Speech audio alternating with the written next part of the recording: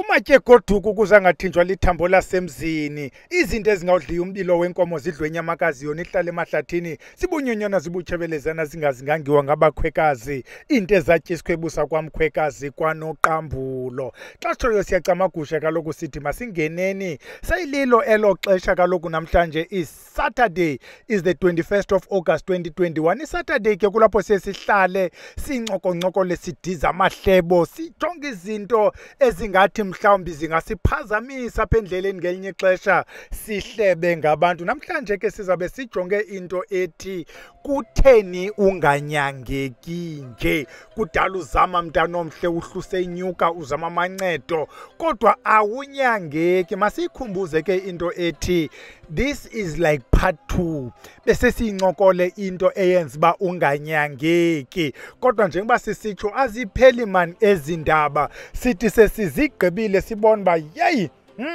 ikhona enye inxili emasivule kuyo sibhaqe ezinye izinto esinothi siphinde siziphake sizibeke elubala. Siphethe loo nto ke ethi kutheni unganyangeki nje. I-announcement zimbini ke mntana omhle uqala ilethi wena mntu okudala umane usikhangela ngento yesikolo you've got only 10 days. Emva kwe-10 days awuphinda iform ibe active. Ungathi ubuyile kwiwebsite ayisebenzi la form ivaliwe izawuvula kodwa ke nge-month end iphinde ivula inyanga yonke iyovala nge-month end. Ngunumber 1. Unumber 2 ke wena mntu othi uyafuna ukusikhangele apha ekhaya uncokoncokole nathi makhawusizame man schedule an appointment 1 hour. Asebeyizamile lento bayathi banoko la 1 hour is enough. Bakhona babini abathathu eside sigqithe kwi-hour kodwa ke i-hour i-enough. Nantso ke into ebu-announcement siyigqibile sizawungena kuyo lento. There are few videos engaske ukhe uzijonge emva kwale video because ziza kuncedisa ukuqala. Ikhona ivideo ethi iimpawu zobuthakathi kanye iimpawu zabantu kuloo ndawo ichaza uba kuyathakathwa apha. Uzibona njani okanye uyibona njani le ndawo kuyo uba kuyathakathwa? Uzibona njani wena ukuthi ndiyathakathwa? Eyesibini ivideo efamba uzokuyijonge how to defeat ubuthakathi. That one is very recent. Eyesithathu iimpawu zesichitho. Balekile uzawuzeza mpawu zesichitho. Eyesine anama esithanwa yesine kodwa ungixolela uyabala moswena. Lena ithi iimpawu zesilwane. Yona we dealt with it in detail. Sano part 1 part 2 apho sincokola khona ngento zezilwane nokuthi izilwane ezixesha elininzi ziyezisuke kweyiphi kona. Unamba bani namba bani ethi xa idlozi lizithathela imali.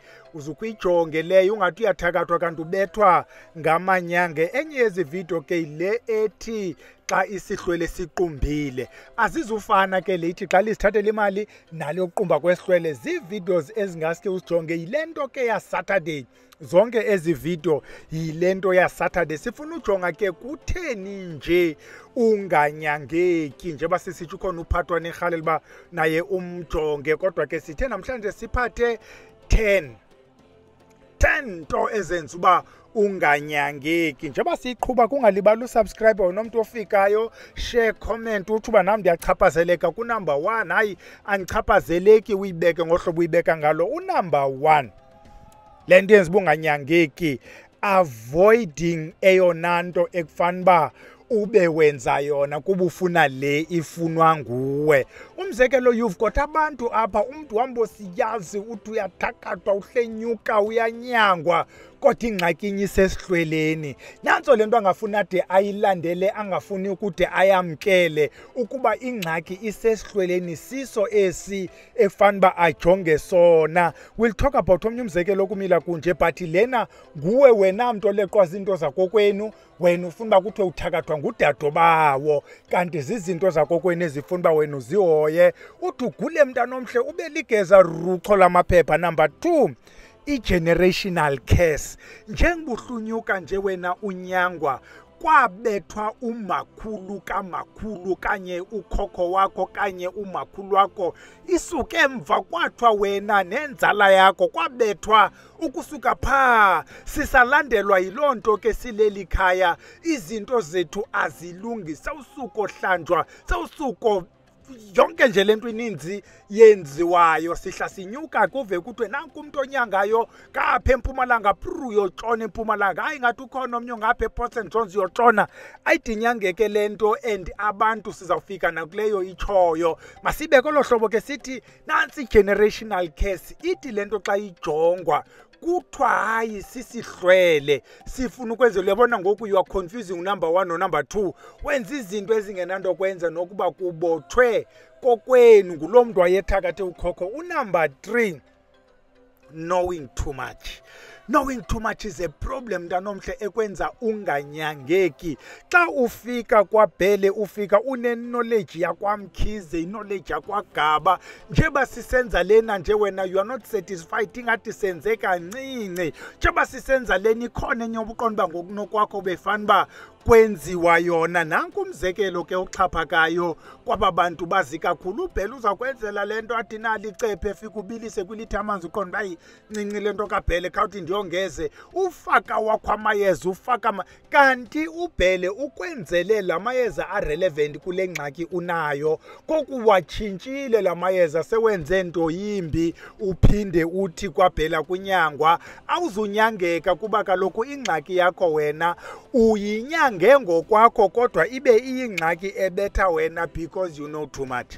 Uyabona lento umuntu anikwa amayeza ofutha kuthiwa uzufuthe ngohlobo specifically futha ngohlobo aqonda hayi lento akufutha ohlobo kufutha ohlobo yingxaki ke lanto kude kuthiwa ke kwezinye ikona ungunokhontoni number 4 ukuphehlwa kwamanzi amnyama. Uyabona ke masiyichaze lento ethi kule culture yobuXhosa ayonto idumileyo ixhaphakileyo yaziwayo inba kuthiwa kuphehlwa amanzi amnyama mhlawumbi thina siyibiza ngelinye igama kodwa eyona nto iyitshoyo apha phakathi kwekhaya kukhona lo mntu osisithayo ngokwasehlweleni othi makubonakale yena.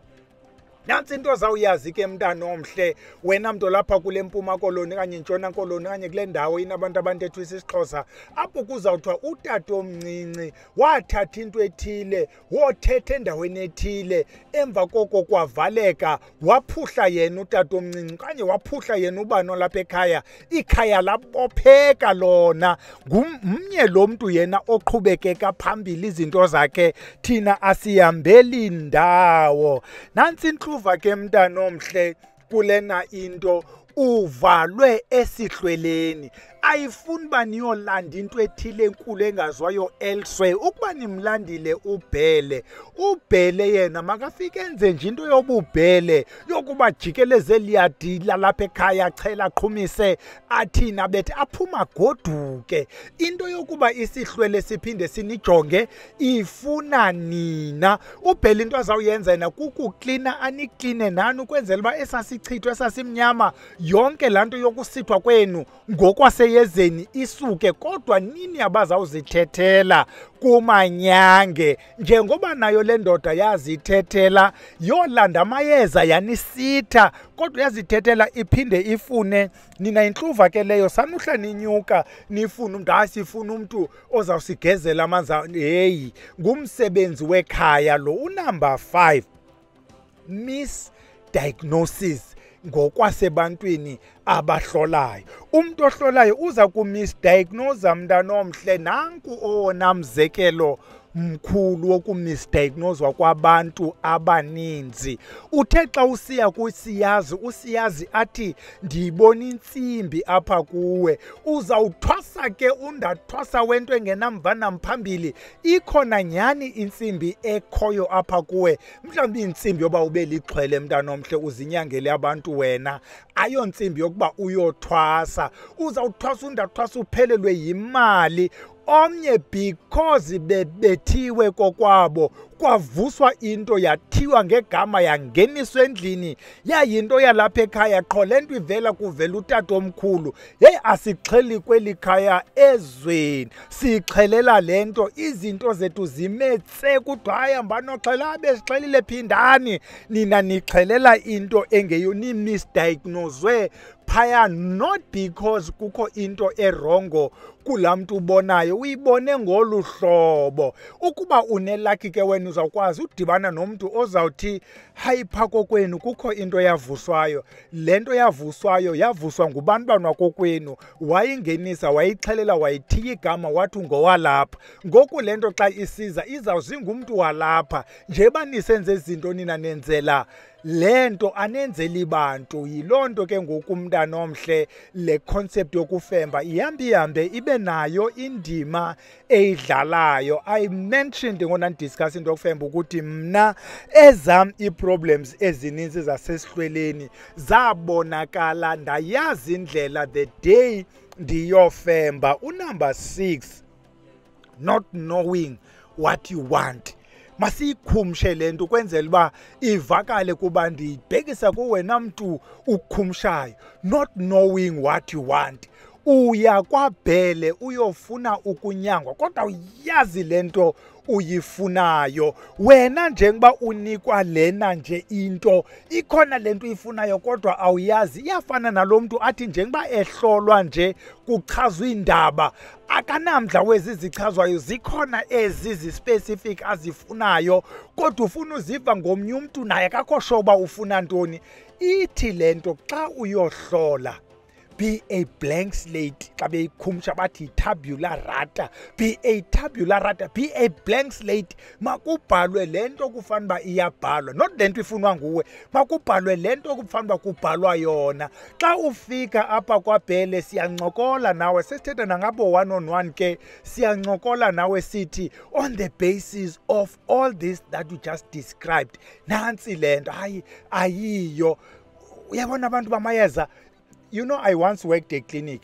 A clinic xa ufikayo, they get irritated if you come with your own diagnosis, so then a treatment. When they listen to you, ayiyo le diagnosis. Na le treatment, ayingeni ndawo kule nto uyifunela yona. Because wena uze ungayazi bufuna ntoni and big-headed.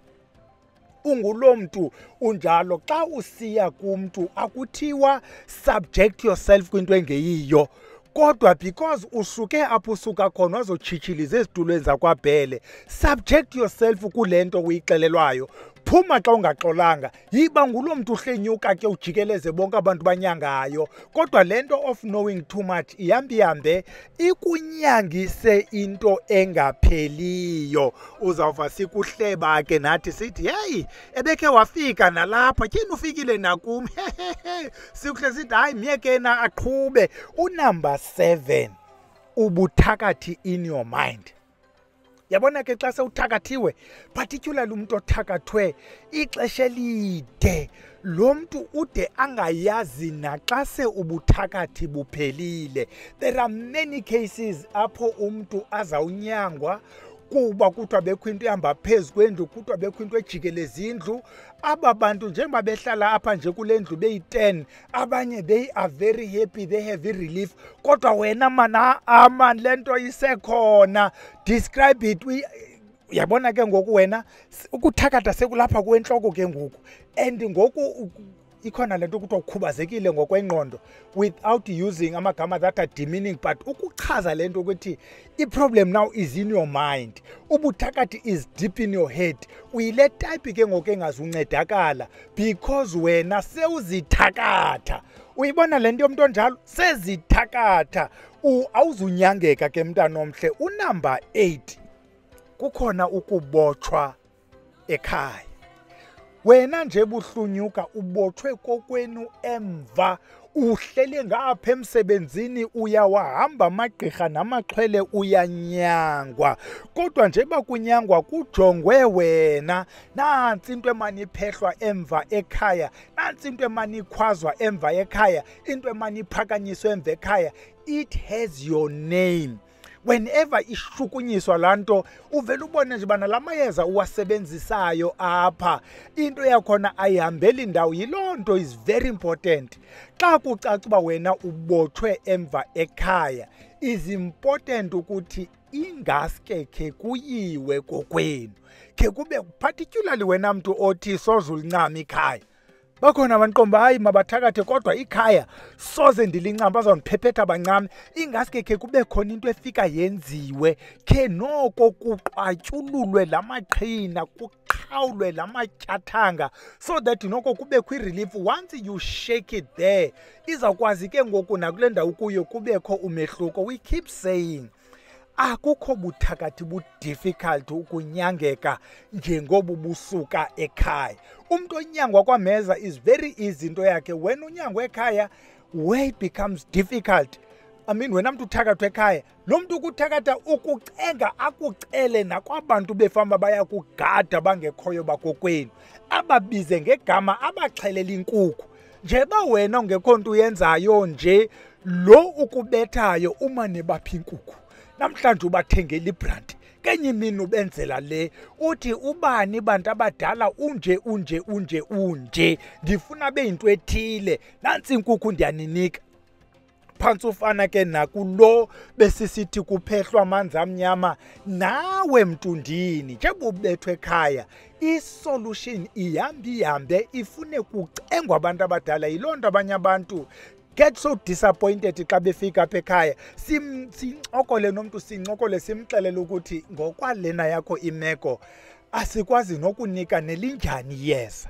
Wena ingasikuqala ugoduke wenza u-ABCD ubuye ke ngoku sincokole. Some people do as we suggest, babuye bathi hayi Bhele ubunyanisile noko ndibona u-ABCD sithi yabona ke xa sekunjalo ungeza ke kuba nalamayeza besiza kunika amayeza sithi nje buphuma nawo apha ekhaya siyawakhupha. Abantu abaqheluza apha ekhaya bayazi amayeza siyawakhupha, sikulayitela impepho, siwayaleze, sicenge abantu balapha ekhaya ukuthi mabasebenze nabantu bakokwenu. Sithi xa ufika ke ekhaya ithi nanga amayeza endivela nawo kwaBhele, ucenga abantu bakokwenu abasebenzisa amagqabi, ababesebenzisa iingcambu namaxolo, ukuthi nanga la magqabini waziyo, nazi intonga eniqhelulwa ngazo, ndicela nindincedise. Nawo abo bantu abekho. Ungumpoqa mntana omhle, kucengwa pha ukuthi mawungahoywa, ujongwe nje, uzawufika naye lento ngamagqaba amakhaphetshu have no value. Ithi ke ngoku xa sebeguqukile namayeza azawuthwa sebenze, we avoid ke ukunceda ngamayeza umntu osibona ukuba lo ingaske noko because imeko yakhe itsho. Unumber 9, ukuqunjelwa sisihlwele. We have discussed ingqumbo zezihlwele, but we want to touch on this one example. Besincokola ke sidiscussa lento ngcola noMadlamini. uMadlamini ungumuntu ohlolayo, is a medium as we have said. As a medium udilishana nabantu. Made this example as we're discussing lento yabona. I only hope if umamele bani, we're not mentioning your name now and namandikwazi, but nje conveying the message because I think it makes sense. This is a family, gumama notata, they've been struggling ukufumana abantwana. Bajikeleza osiyazi, bajikeleza i-gynecologists, kwenziwa yonke into ekuthiwa mayenziwe ukuze bafumane abantwana. Xa befika kuMadlamini ayijonge imeko athi hayi ngabantu bakulomyeni, abafuna uninika abantwana, bathi makoti awubahloniphi, ubahambela ngebrukhwe, awuthwale entloko, bathi khawukuthwale ubhinqe. That's all. You understand ba lento lena ubuzawunyangwa kutshonilanga. Abantu abadala bathi thwala makoti, ubhinqe ube ngumakoti, sizokunika umntwana. Because umntwana sisipho vele esihloleni. There is another example. Nalapha I don't want to mention umzekelo.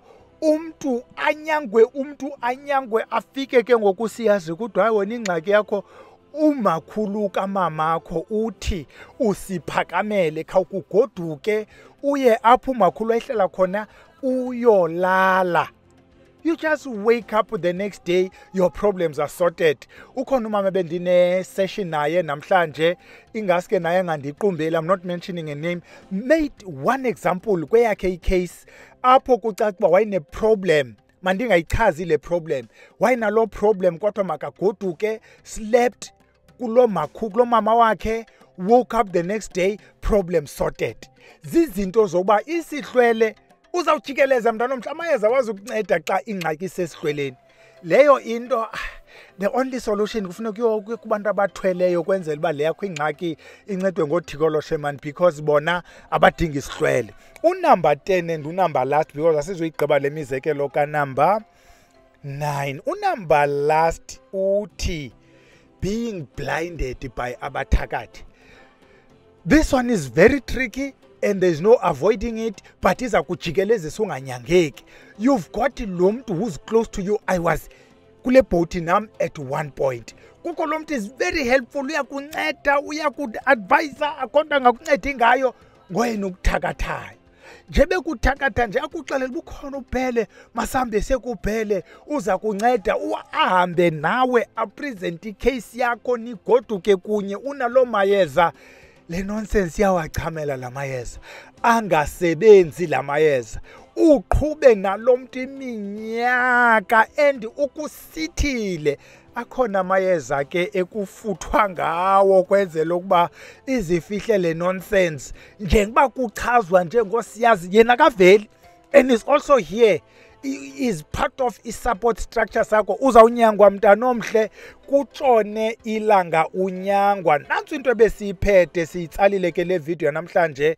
It was not intention. Sithi ke ukuba wena unayo enye topic othi hey khanikhe nivelele nale, sithi subscribe ke ungalibali ukusijoyina ngomso ku Spiritual Sunday Camagu.